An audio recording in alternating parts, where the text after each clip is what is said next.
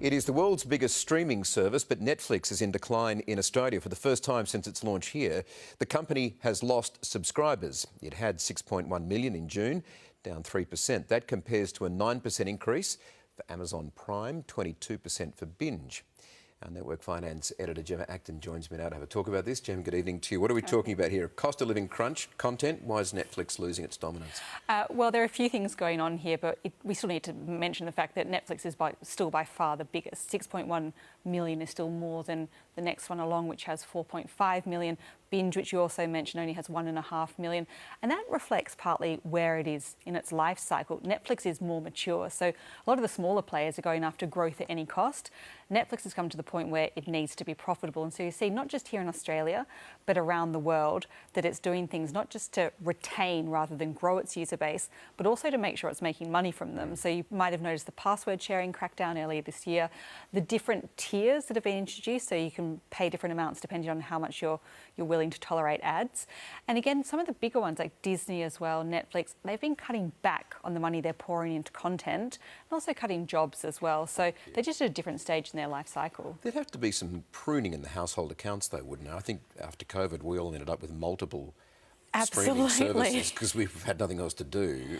Now would be the time where people sit down, we've done it, and go, well, we don't need that, let's have that. You'd think that that's actually not showing up in the numbers quite yet, but I'm certain it will soon. So the numbers are actually astonishing. If you look at it, 24.6 million is the estimate of how many subscriptions there are in Australia. That's only 1 million or so less than the number of people in Australia, including children and babies, obviously won't have their own accounts. Another way of looking at that is 2/3 of households have accounts, and on average it's 3.4 subscriptions per household. As I just said, those numbers have actually been going up over the last year, not down, despite the cost of living crisis being in full swing for more than a year now. But anecdotally, one of the firms that does research on this is Telsight.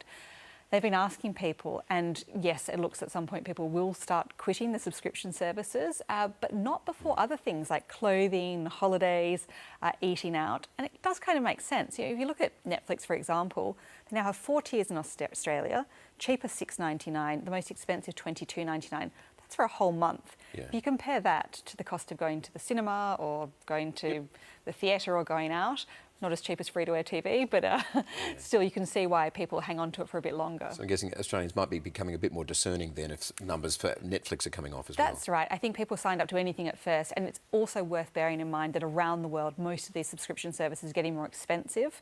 So what might have been not that painful a year or two ago is now becoming a real cost point. There you go. All right, Gemma, thank you. Thank you.